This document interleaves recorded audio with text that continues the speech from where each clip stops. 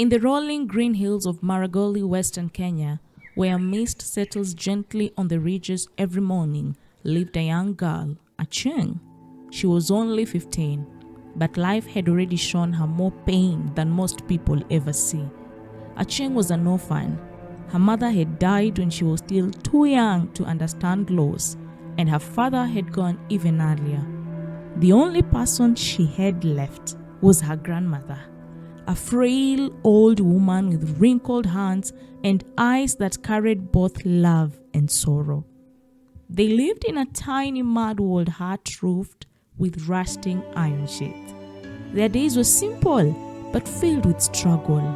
At dawn, Achieng would fetch water from the stream, a heavy jerrycan balanced on her small head.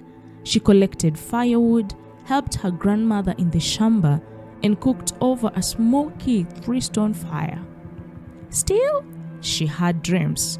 She wanted to finish school, maybe even become a teacher one day, or a doctor, or a lawyer. But poverty was a cruel enemy. Some days, her grandmother couldn't afford her school fees, and Achieng would sit at home, watching other children pass by in their uniforms. Her own uniform was old, torn, tattered, her shoes worn out, yet she held on to hope.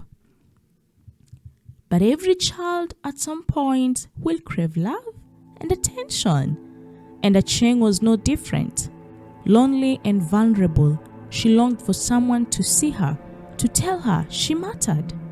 Then came a boy from the village, older, charming, full of sweet promises. He told her she was beautiful. He told her she was special, and in her innocence, she believed. What started as secret meetings changed her life forever. When she missed her periods, confusion set in.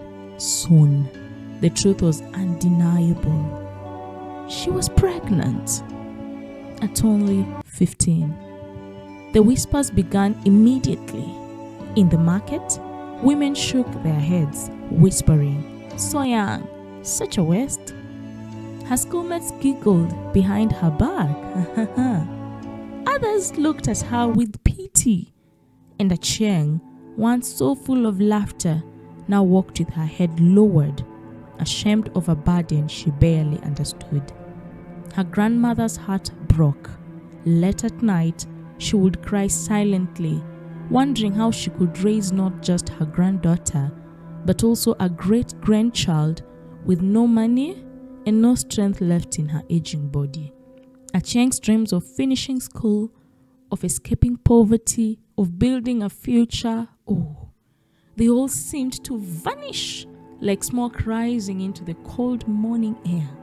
Childhood had been stolen from her way too soon.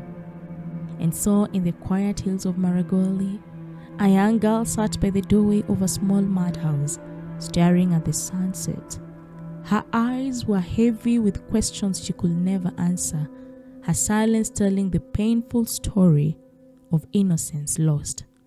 Her laughter was gone, her hope dimmed, and in the whispers of the village, the tears of her grandmother, and the rustle of the trees, her story lived on. The gossip lived on. Oh, how unfair can life be to a child who only ever longed to be loved.